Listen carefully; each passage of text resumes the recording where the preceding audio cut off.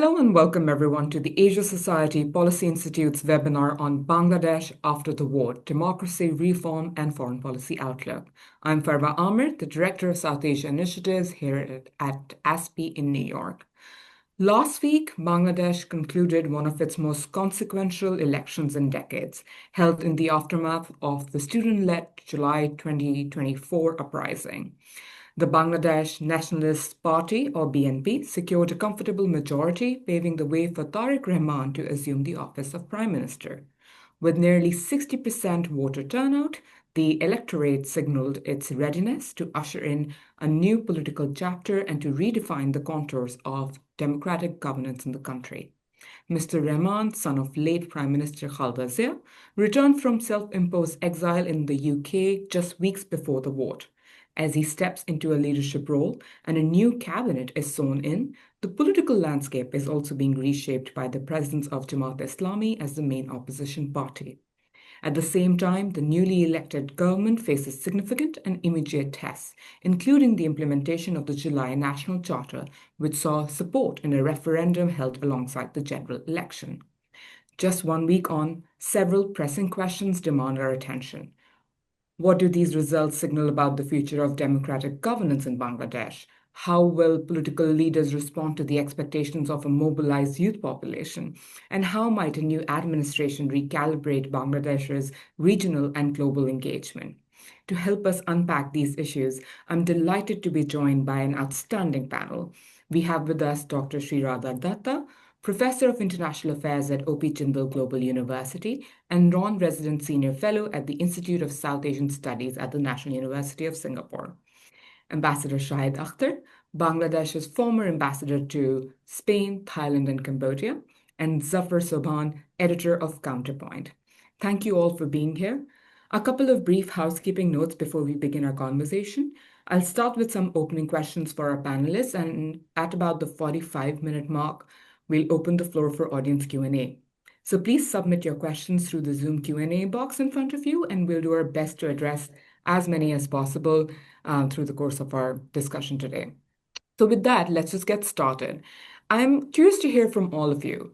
What were your expectations going into the election last week? Did you find the voter turnout, the mood, the outcomes to be as you anticipated, or were you surprised by BNP's landmark victory at the polls last week? Also, how do you assess youth participation at the polls, especially now with the dynamic with BNP's win?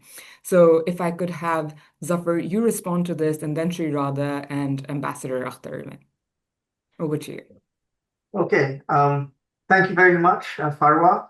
I actually was not particularly surprised. I think in the last few days prior to the elections, there had been a lot of catastrophizing by liberal progressives in Bangladesh who were seeing the Jamaat under every rock. But if you were paying close attention to the opinion polls, if you were paying close attention to what experts and indeed if you were talking to politicians who are out there on the stump, we are all getting the message that really, in the end, what happened was what was anticipated. BNP won a healthy majority, but the Jamaat-e-Islam did very well. Even the NCP won a handful of seats. I think to the extent that there was some apprehension, the apprehension was whether there would be violence, whether violence would mar the election process, how free and fair would it be? Would people be able to vote without hindrance? And that, I think, was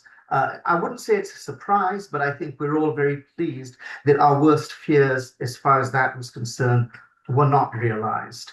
So I don't think any great surprise in the result, if you were paying attention. And I think it's quite good, actually, because in many ways, everyone got something out of the election. I think it's important that the Jamaat-e-Islam won sufficient seats, and this is going to do two or three things, which I think is going to be very beneficial.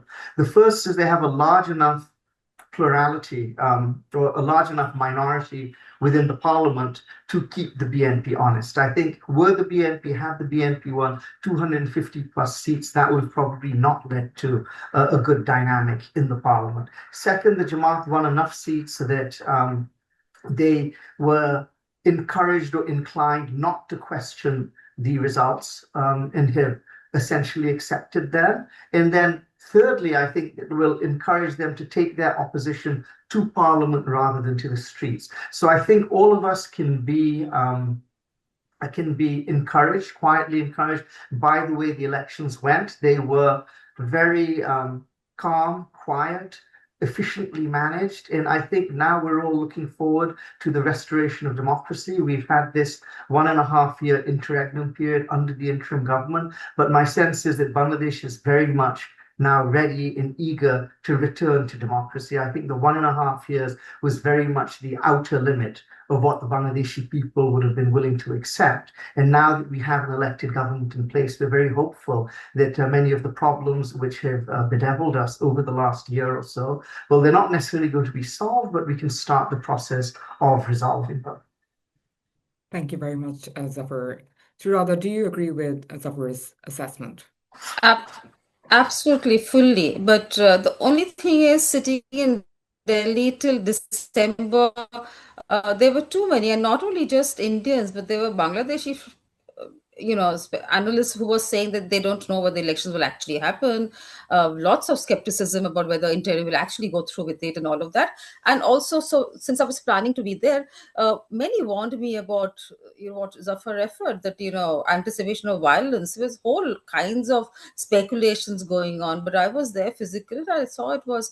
I mean, it was a very, very joyous mood, I thought, and I completely agree that Bangladeshis wanted the election. I think the mood was certainly for that they wanted. Interim did its job, did whatever it could under the very difficult circumstances.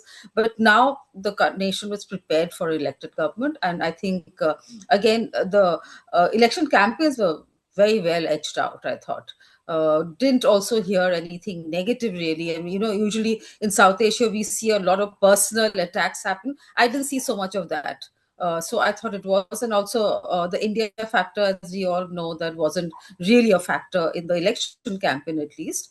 And I think the results clearly are a reflection of what the people have desired for. Thank you, Sreeradha. So peaceful elections, largely transparent, and the population very much ready for a change. Ambassador Akhter, what are your views on this? Well, thank you very much, Farwa, and it was great pleasure to see my good friends, Sreeradha as well as Sobhan.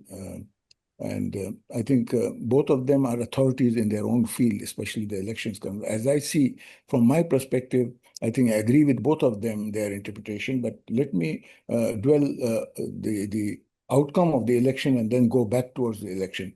The new government of Tarique is doing great. And this is the second day, if I'm not mistaken. Today is 19th. And he has met all his cabinet ministers. The one thing I think we have talked about, this is a very unique election. This election was there, and then there was a referendum. So these two things happened at the same day. And the outcome is positive, 61% turnout. This is a new social contract where we all have seen things that's going towards something fulfilling. The new cabinet that has been sworn in, which was bit of surprise, but everybody liked the setup because there are some seniors who have joined and some people from Gen Z leaders. They are also there. And they are not only in the streets, they're now in the parliament. And I don't want to name them. And I think we all know one is the student leader, Mr. Noor, and the Shaki. He is there also with many seniors, Fakrul Islam and Ahmed Khosrow and many others, just to name a few.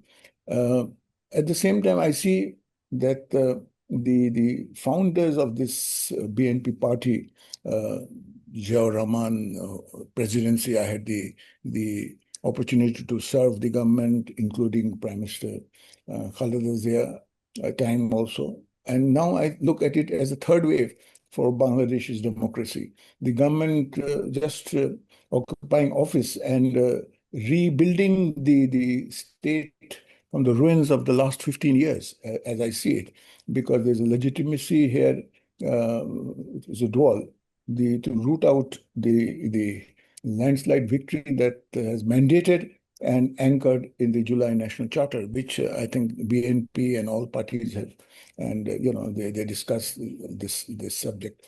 30 political parties discussed for nearly 9 months, and they have come to some conclusion. So this will be interesting how they go ahead with this particular moment. The new government, I see that from street they have moved into forming a new government, and they have asked for zero tolerance for corruption, institutionalization of rule of law. The fear that once paralyzed our civil servants who were very, very subjugated to some extent, but now they are being selected on the basis of performance. So this is something new that is happening in Bangladesh, which I see as being a former bureaucrat and a diplomat, that we have, people with a lot of enthusiasm, they have moved into the government. Well, I will also, many people had vision and thinking that we might not have elections, but we had good elections. And this is a very peaceful election, so much so that when I was going for the voting, I generally move around in rickshaw. In those days, these transports have some embargo; they're not allowed. But the rickshaw pullers were moving around, and I got into one of the rickshaw puller. And when I thought he charged me, a little higher price, but he says he's not going to charge me anything. I said, why? Because he says, well, I also participate in this celebration of election. So that was his feeling. So this is the whole nation participated, and there was a lot of, I would say it was a jovial moment for everybody. Everybody looked at it very positively, and it is one of the very peaceful. This is generally, it never happened in our part of the world. I've been watching many elections, but this was a unique elections for me. I just wanted to add sorry. Go ahead. Sorry, I just wanted to add that, it's not very often we see the two sets of leaders meeting. The fact that the two coalition leaders met, post-election, and it was very amicable. I mean, it looked like a very good beginning, because we've seen how divisive personalities have been in the past. So this was really a good start, I thought.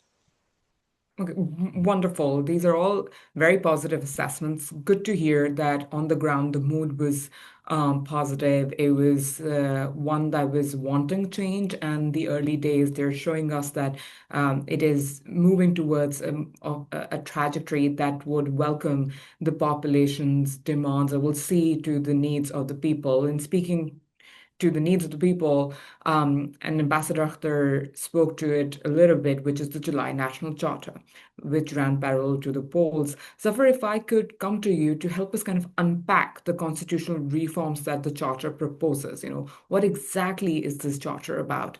And also, how do you see the BNP-led government's commitment to implementing these changes that the electorate voted yes for? So over to you. Sure. I mean, I think that is what really makes this election stand out from previous elections. We've never really had a process such as this before. And moving back a little, the referendum was based on something called the July Charter, which is a document which had been drafted and ratified finally after many, many months of very careful negotiation between the interim government, the political parties, and indeed civil society groups. Now, most of the reforms are to do with good governance, the idea being that the existing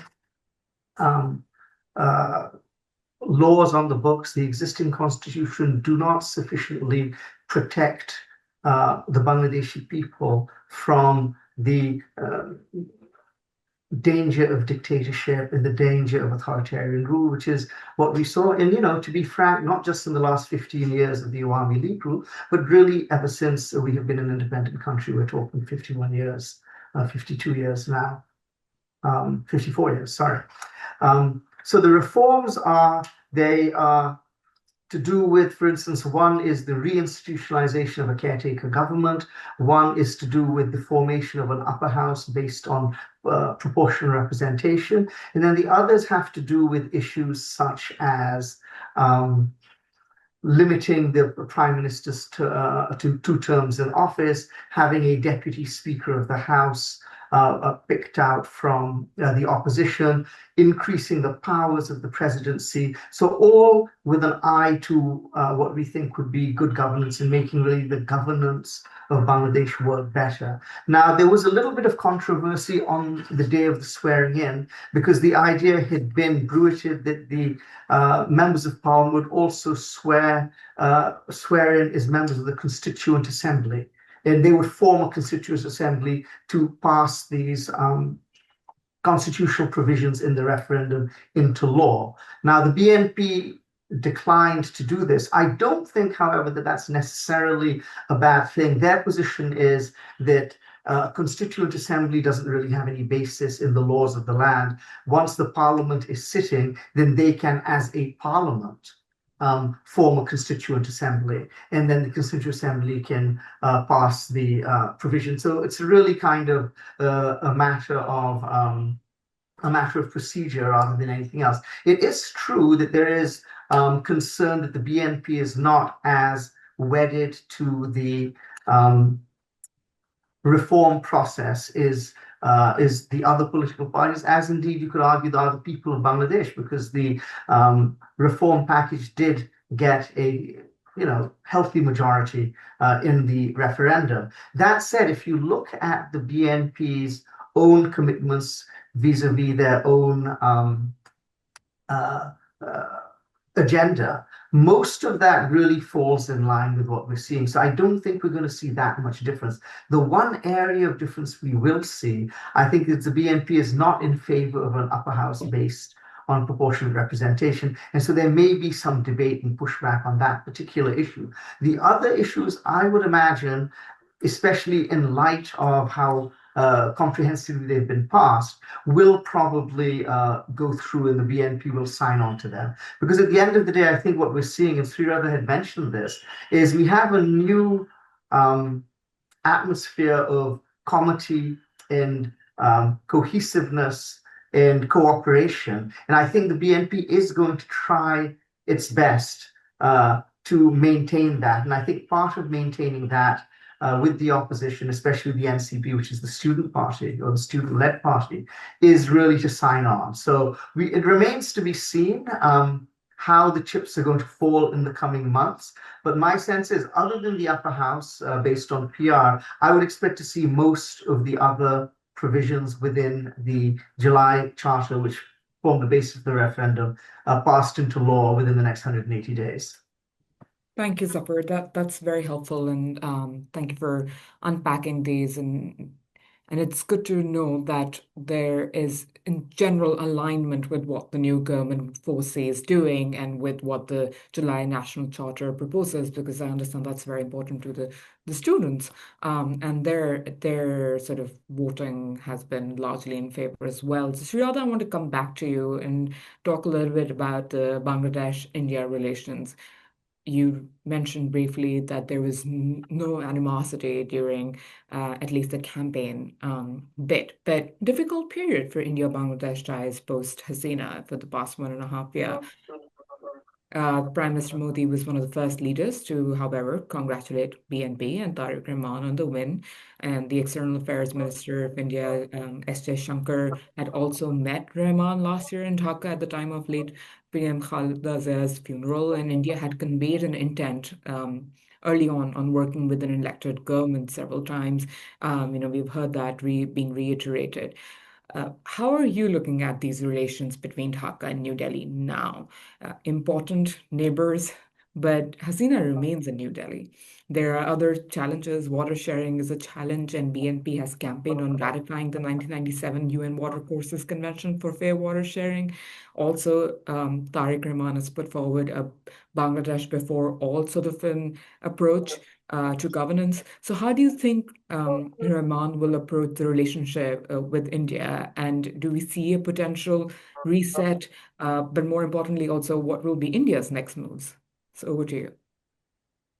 So, as you mentioned, the first congratulatory to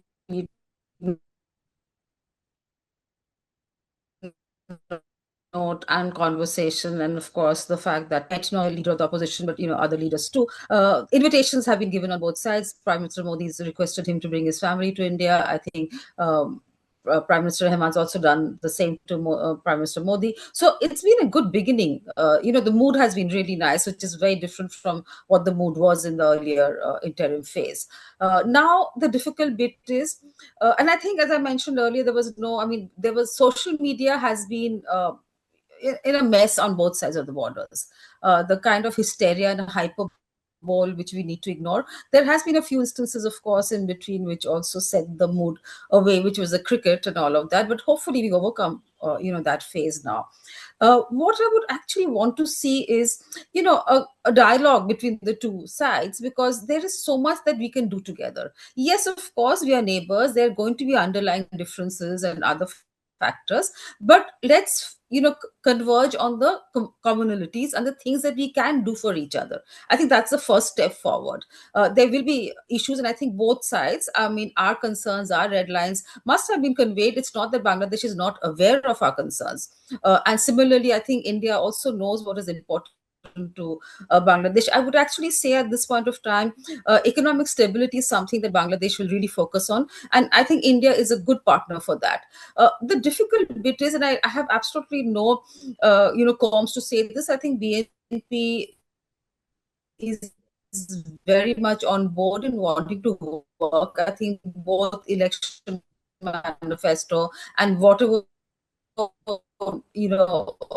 speeches we've seen about from Mr. Rahman has been about working with India, who's a very important neighbor, kind of a thing. Now, the problem is that we've not seen the kind of anti-India, narrative by youth and whatever. We can go back to history and we can go back to causes and all of that. How can Prime Minister of Bangladesh now convince its people as to working with India is beneficial to both sides? I think there has been a very incorrect perspective for very long, which has been fanned by certain elements also, and I don't think India ever bothered to address that, unfortunately, that working together brings dividends to people. The whole idea is how, we've always said the last 50 years, when we talked about gold, Shona, which is the golden period, there was always this feeling that state to state, leader to leader relationship was doing very well, but people to people was disconnecting. I think that's something we need to focus on, that particular space. I hope visas are, the visa issue will be renewed. Water, you mentioned water. Yes, of course, the 30-year treaty is about to lapse, so we'll have, I'm sure, for renewal. In the past, you mentioned that he's, talked about, has referred to that, but we've also seen this treaty was signed during Sheikh Hasina's of the first term. BNP had often rhetorically talked about it, but in those 5 years that they were in government, they never asked for review. This review essentially meant that Bangladesh was happy with the treaty. So now, of course, there are some issues in terms of the water Cusack is a bit different now, environmental issues, but again, so one can work on it. And, there are particular cobwebs in Bangladesh about India that India doesn't address, not only just this 30 years treaty, but these other common 52 other rivers that we have, 54 to 52. So we always promised, and it was there in the joint communique that we signed in 2010 about basin management. I think that's something we didn't progress on. That's I'm absolutely sure no leaders want to see violence on the borders. That again is something that if you sit together, have a frank discussion, it can be addressed, because we know there's the black market cartel that works on the border. It's in nobody's case to keep that going. So I think we'll have to relook and re-examine some of that. But essentially, I think in this growth story, India can contribute very robustly. And there's so many ways that Bangladesh contributes to India. So I really feel that we have, poised at a very good space just now, India is very happy with the way the Prime Minister has responded to India's gestures and all of that. Uh, we have differences, but it's not something that we can't work through. Right. Thank you. Thank you very much, Sreeradha. So, despite differences as neighbors, there are more reasons to cooperate than not. Of course, water sharing remains a very sensitive topic overall in the South Asia region, and hopefully there is better basin management and there's better cooperation. But I do want to come to Ambassador Akhter, you now, to talk a little bit about two other key relationships for Dhaka, Pakistan and China. There has been some recent warming of ties between Dhaka and Islamabad. There is a defense pact in talks. China, of course, is a major economic partner. So, how do you see BNP working with these two players, and what does this election mean for Bangladesh's role in the broader South Asia? So, over to you, Ambassador Akhter. Thank you. Thank you. I think, Farwa, I think you made a very good point. But before I dwell into answering the point that you made on Pakistan and China, I agree with both the speakers, Sreeradha, and also my good friend, Zafar, has also given a nice background information as we need on our foreign policy, how it should move. But let me add over here, certain things have changed in Bangladesh in the last few days. Why I'm touching this last few days, because I think we all are aware of it. But I think let me a little bit touch on that and come back to what they have said, my preceding speakers, and answer. It will be easy for me to answer on how I see Pakistan and China. Well, Farwa, you said that Bangladesh has now shifted its doctrine to Bangladesh First doctrine. The appointment of Dr. Khalilur Rahman as technocrat foreign minister is a masterstroke of Tarique's government to put him there. And, he has experience, he has worked with the international bodies, I don't go into detail, and he's quite visible, and he is quite astute in his own professionalism. And that is how I want to start with. Having a new foreign minister with his new team and with new ideas. And naturally, India, Sreeradha said very good things about India. But I see that I think Prime Minister Modi is, congratulatory messages that came in, and then we have seen the external minister paying a visit and meeting Tarique, and then we see so many things. The speaker coming to Dhaka. So these are all sovereign relations, and that's very good. And I think we should move away from the personal loyalty. That is my point. I think sovereign relationship will help our two countries to move forward. Our foreign ministers noted yesterday that the partnership headed on a mutual respect. The 1997, I think we talked about, sharing of water resources convention. Bangladesh obviously is looking for a fair river sharing, with India, and there shouldn't be, any difficulty in this area. The border defined very nicely by Radha that our border should encourage trade. I would say that, of course, that's what we want, but not tragedy in the border. The tragedy is border. Now, coming to Pakistan and China, we are reviving the SARC framework legacy of President Ziaur Rahman, and that's Tarique Rahman's father, who set up this new BNP party. Obviously, he would like to go into the legacy of SARC.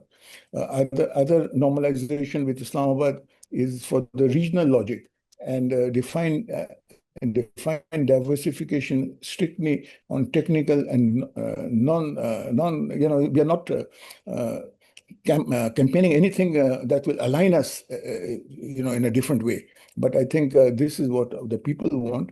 With China, our strategic cooperative partnership is entirely more of a natural, mature way of looking at it, because we are prioritizing high tech. This is the requirement. All our young generations are looking towards the high tech, and our country is looking. So high tech transfer symbolizes the drone assembly, which is in the pipeline. We are not creating any exclusive bloc. And this is the point I'm going to make. There's no exclusive bloc. It's trying to expose Bangladesh to the international community. We would like to make sure that the China with China we should have strictest debt sustainability protocol. We don't want to and that is very important for us. We are not making any exclusive club. We are building a strategic equilibrium where Bangladesh, as a sovereign actor, has to move forward, and that is I look at it. Instead of going more into detail, I think I've given the highlight of our relationship, how we see Pakistan and China. Thank you. Thank you, Ambassador Akhter. Sreeradha, I also want to get your thoughts on it since you focus a lot on South Asia overall. What is that SARC-like cooperation or revival of SARC itself going to look like? There's been a lot of conversation within the last year between Bangladesh, China, Pakistan, especially sort of playing leading roles in reviving SARC or that cooperation format. Do you see that vision being realized? And if so, what will be India's role or approach? It was Tarique Rahman's father, Ziaur Rahman, who, came up with this idea of SARC. So it was really under him that we saw SARC formation. But subsequently, organization which was not meant to be political at all. It was supposed to be economic, but nor did it deliver any economic, results. There was no positive outcomes really. And of course, we have seen how, politics has kept SARC at a standstill. So yes, I don't think India is going to be very delighted to hear about the SARC revival and all of that, for the simple reason that India and Pakistan have severe differences. I think that's not unknown to anyone. But on the other hand, I think India and Bangladesh have worked very closely on different other formats, which is BIMSTEC. Though for the last few months we've seen there has been no movement per se, but in general there has been, a lot of other cooperative elements to BIMSTEC. We've also seen IORA and other such multilateral focuses which India is focusing on. But we've also seen BBI, and that's given within the SARC Charter, that you can have sub-regional cooperation. So if Bangladesh wants to have sub-regional cooperation with any of the other SARC members, I don't see where anybody should have a problem with it, because we know that Bangladesh, Bhutan, India, we have that sub-region. And also even during the interim, Bangladesh signed an energy treaty with Nepal, which also involved India. So clearly the sub-regional operation is something that we are all looking at. And again, as I said, at this point of time, energy is going to be something very crucial to Bangladesh, and India can come in here. The sub-region can work together on the, on energy trade. So there are many ways that we can overcome some of these kind of issues. But a point you had asked me earlier, which I forgot to address, was about the Hasina factor. While Hasina factor, my point here is that, Hasina, it's not the only issue with Hasina herself, but what about the many thousands of Awami Leaguers who are not only in India but elsewhere? What happens to them?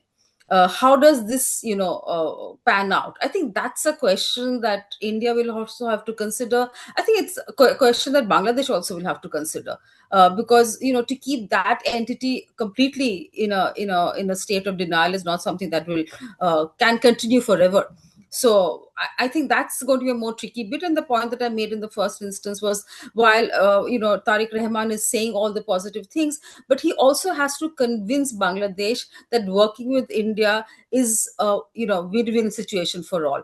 Right now, given the last history, we've seen how, as I said, especially the youth, and we know about the youth dividend in Bangladesh and how they are a major force. And I just don't mean NCP, I just mean the civil society youth. I mean youth everywhere. They are going to also ensure that this government, the checks and balances, are there. So I think India is going to be a factor, and I think it's on the government now to convince, and I think they will have to work on that a lot more. I think India is more than happy to work with Bangladesh. I don't think there's any doubt on that front. Thank you very much, Sreeradha. Zafar, now kind of like bringing the conversation back to some of the domestic issues. Economic stability has come up quite a bit in this conversation so far. It's going to be one of the biggest tests. There are inflationary pressures, there's external debt, there's youth unemployment, which was a core reason for the July uprising in 2024.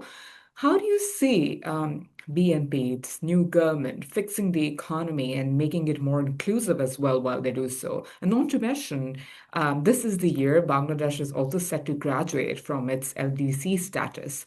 How do you see that impacting the government's economic policies in the very near future? So over to you, Zafar. Yes, there's no question that this is going to be an extraordinarily challenging time for the incoming government. The interim government had done a creditable job of getting the economy back on its feet, where it was really in free fall when they took over back in the summer of 2024. A lot of the credit goes to the Bangladesh Bank governor, our central bank governor, Dr. Ehsan Manzoor. And I think the first order of business for the BNP would be to convince him to stay to see out his term. He has a 3-year term, so it's an appointed job. There's no reason for him to exit.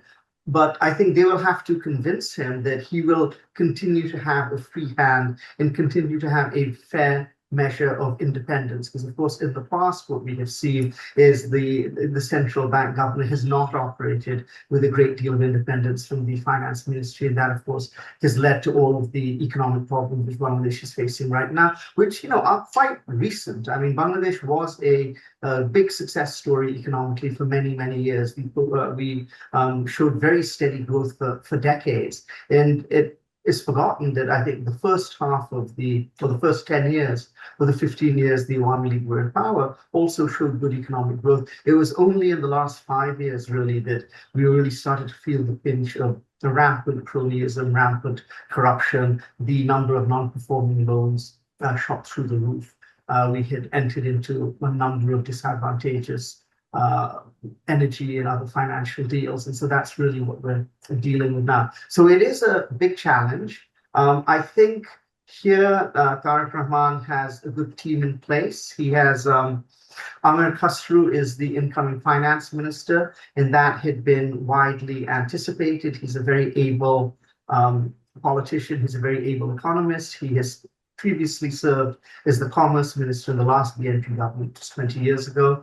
There is a strong economic team in the prime minister's office. So I think Tarique Rahman understands very well that this is the first order of business. He understands that also that it's not going to be easy. We do have to keep inflation in check. We do have to make sure that the currency remains steady. And as I said, this has largely been accomplished by the interim government. The bleeding has stopped. Now, to move from the bleeding stopping to growth, the next level is more difficult. I think the big challenge we're facing is that there are still vast amounts. I believe the last estimate I saw was 6 trillion taka, which is an awful lot of money, of non-performing loans in the banking sector. And probably the only way the central bank is going to be able to solve this issue is by issuing bonds, which will in turn, crowd out private investment and slow growth. So growth is not going to be as quick as one would have hoped, and I don't think there's really anything the government can do about that. That said, confidence is high. The stock market has done well following the election. And I think the biggest problem we had faced in the last year and a half was that even though people had confidence in the interim government, when a government is an interim government, when it is a transitional government, people are very wary about investing, and not just foreign investment. We're talking domestic investment as well. If you're a business person, what you want is certainty as to what the future holds. Now, I think we're going to see an uptick in investment, and I think that will help stabilize the economy, help move us to a growth trajectory. And of course, as you mentioned, the big challenge, the major challenge is jobs. Let's not forget this was a key driver in the movement which ultimately ousted Sheikh Hasina in the Awami League. But once again, I feel that the incoming government, at the very least, has taken cognizance of this. They are promising to put jobs, especially jobs for young people, jobs for college and university graduates, front and center. A lot depends on how much of a honeymoon period they get. I think they are benefited from the fact that while hopes are high, expectations are fairly modest. And so if they're able to keep our head above water that will stand them in good stead. That said, the honeymoon period will not last forever. So I think sooner rather than later, they're going to have to start delivering on the economic front.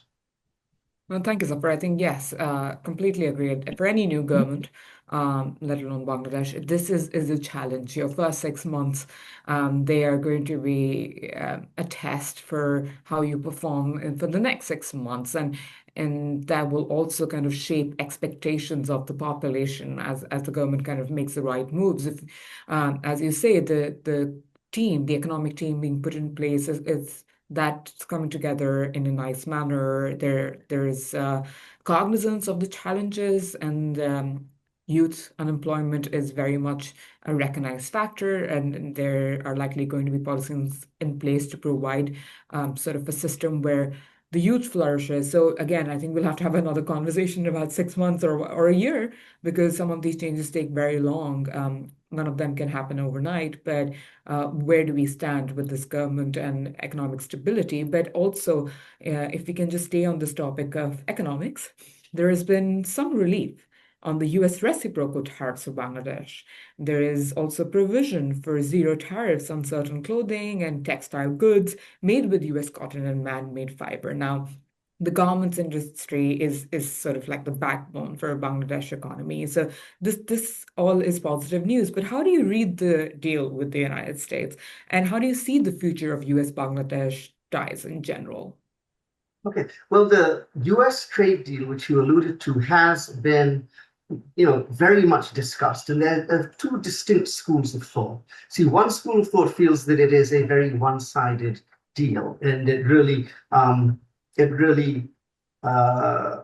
is slanted in the favor of the United States. It looks at countries such as Cambodia and Myanmar, suggesting that maybe they have got a better deal than Bangladesh has. Now, neither am I an economist nor am I a trade specialist, so I'm not really capable of commenting on that. But I will tell you, in terms of real politics, it's possible that the Malaysia and Cambodia had better deals. But I also think, and this is another school of thought, is that the deal we got was probably the best deal we could have got, all things considered. And I think that has to be also taken into account, that there are many moving pieces to this, and it's just, these are not negotiations which come together in the abstract. There are many factors which move into it. There is a provision for Bangladesh to perhaps reconsider some of the elements of the deal. But it's interesting, I don't think that will happen for a number of reasons.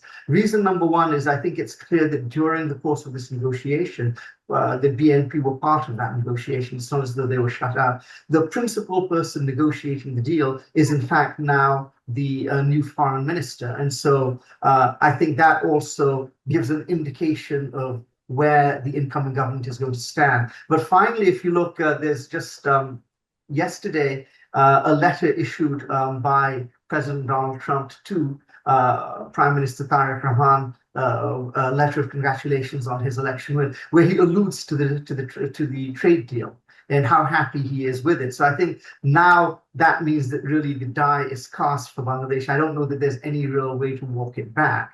That said, many people I would talk to would say that, look, there are many advantages to the deal. It was the best deal we could have got, and we really need to move forward. You'd ask the question is, what does this mean vis-a-vis Bangladesh's relationship with the US?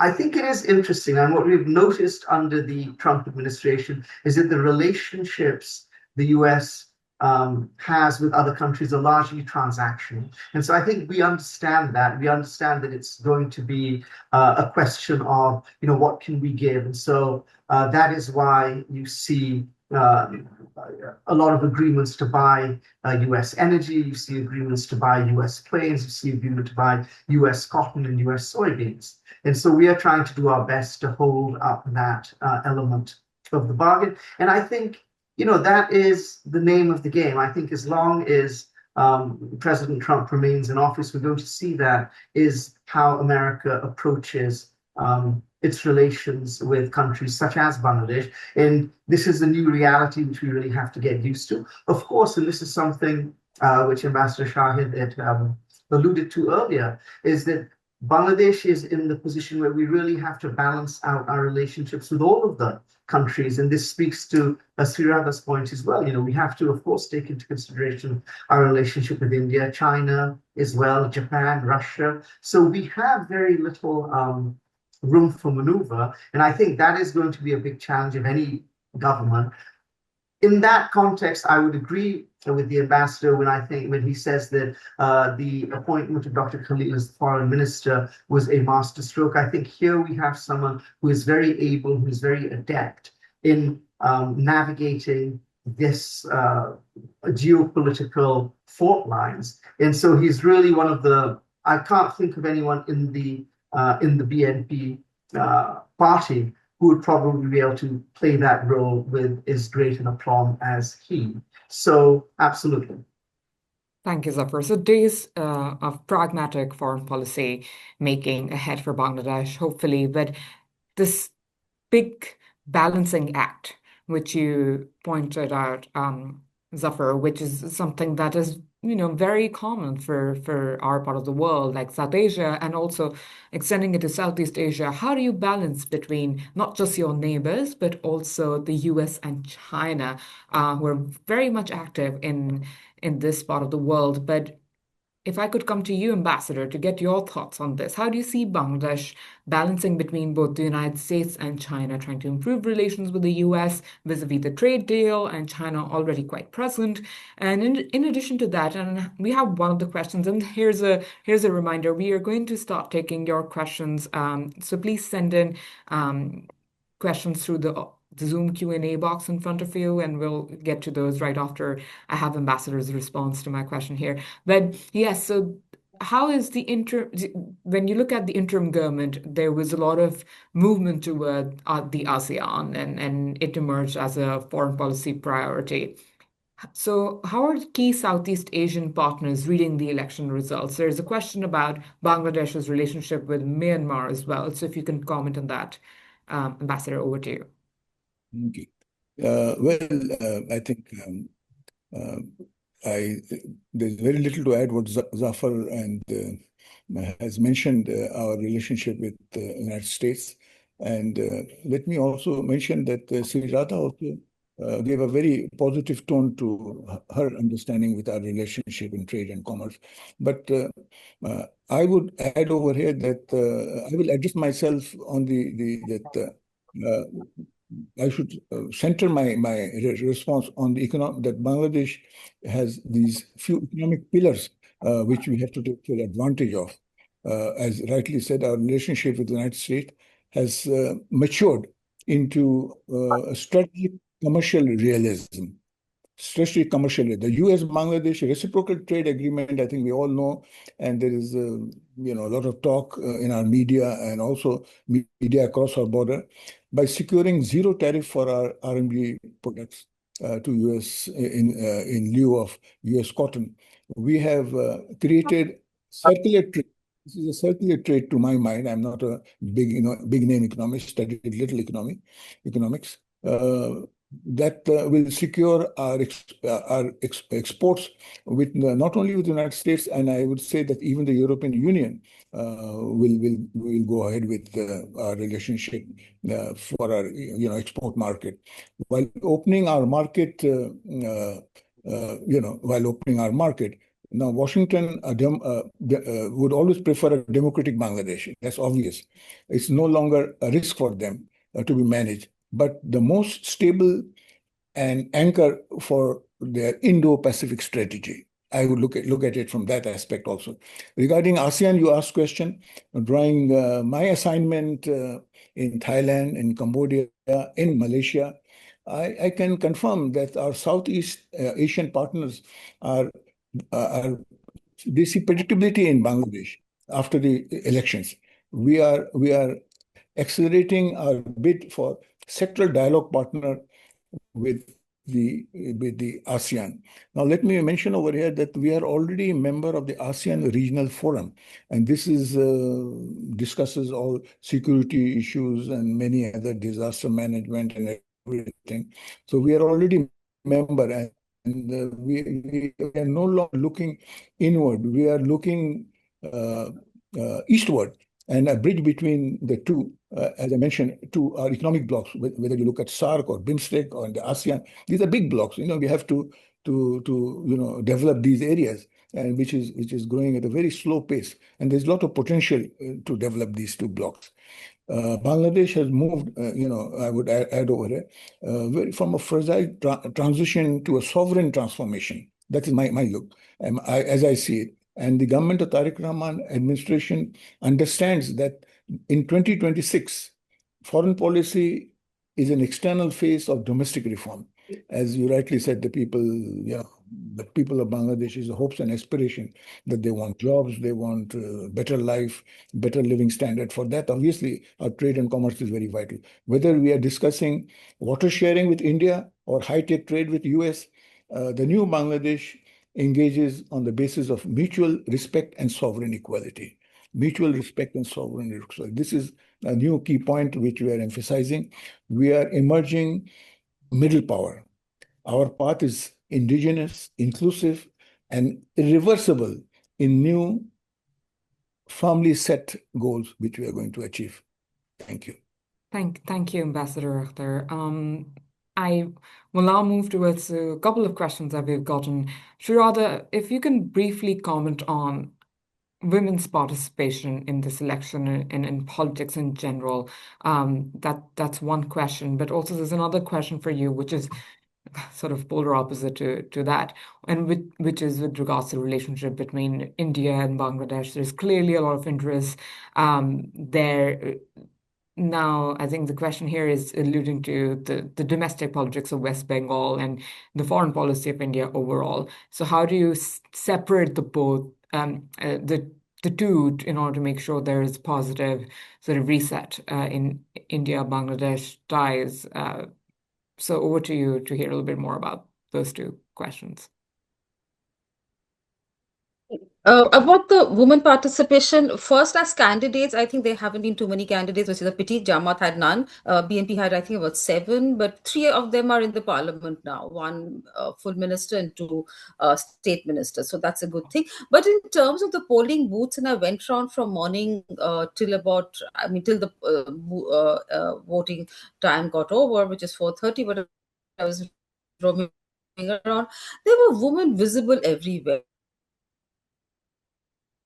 And especially the morning half, I saw a lot of, and I kept thinking that am I going to only women booths or not? Because there are some, like in the schools and colleges, the polling stations, there were, certain rows meant for only women. But there was a lot of women participation, which is always the case. And we've also seen that because of the women's participation, the votes go in a certain way. I think that has been a large understanding about how a woman, but for a country who's had women leaders ever since 1991, to have only 7 members candidates fight the election was a pity. I really hope. They are holding 50% of the sky. So why should they have not introduced 4 more candidates? But of course, they have a reservation for women, which will come in soon.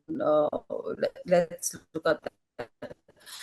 About Bangladesh and West Bengal, of course, it's a fact. It is a domestic factor, and we've seen how state of West Bengal and Delhi were serious intensive revision, which is of the electoral voters list is being revised at this point of time. The place it's happening in Bengal, it's happening in Assam. Both have a direct, whatever happens in Bangladesh, there is a direct ramification on that. The border areas also, and we always heard of this. Zafar would probably have noticed soon after the results were announced, Indian media there was a map floating around. I don't know whether the Bangladesh media first or Indian media who introduced that in the space, about how the border districts were largely Jamaat dominated. That goes on to again feed a particular narrative there. And I think there are many sensible people within Bengal who understand as to why we see the visibility of a certain section of population there. As you recall, during the last months, minority narrative has facts and figures were questionable, but social media has played havoc in this particular last few months. And I really hope that once, and everybody's been saying this, that uh, the mood will change once Bengal election gets complete, which is hopefully in May. And again, whether it's water, whether it's the border, the non-documented migrants, as we call it, there are many other these such things which needs to be really addressed from both sides. It can't be done unilaterally. This is something we've heard many reports about, how migrants have just been made to cross the border, saying that you don't belong here. So all that is happening. All that is because of the domestic constituencies and the domestic politics involved. But hopefully, once elections are over, sanity will be restored. And I don't think there's a large chunk of us who completely disagree with some of the processes that are underway at this point of time. We speaking about it, we are writing about it, but you know how it is in a situation like this. But yes, the border area between Bengal and Bangladesh is extremely how shall I say, the propensity to create a kind of unstable situation constantly remains, and we really hope that can be resolved again by sensible dialogue in the Thank days to you. come. Thank you, Sreeradha. It's, I think, very important to cut through the noise. And particularly in the last 1 year, we've seen a lot of that, especially through media sensationalism. Of course, we have some very authentic voices in the regional media, international media, but there are others that sort of take things and kind of blow them out of proportion, much to the deficit of the general population and their interests. But Zafar, I would like to come to you because we were talking about this earlier, but let's just bring this conversation here to the webinar, which is the oath-taking ceremony and the optics around it and what were the dynamics at play. How do you see that?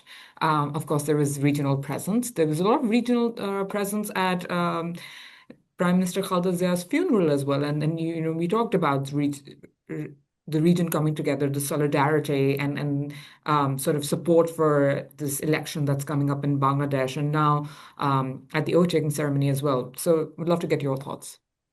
Yeah, so very briefly, I think in this sort of seconds a lot of what Sreeradha said. I think the problem we face between Bangladesh and India is so much of the discourse is really dominated by extreme voices on social media. We tend to let that really overwhelm what's actually happening. And if you look at the concrete steps taken by the Indian government, if you look at also the reciprocal steps which have been taken by the incoming Bangladesh government, it's clear that for both sides, rapprochement in cooperation are top of the agenda. I think, again, both sides do have a challenge in that they're somewhat held hostage to extreme ideologies in either of their countries, and walking them back is going to be a challenge. But I think both sides, from what I have seen, and you've mentioned it in terms of Indian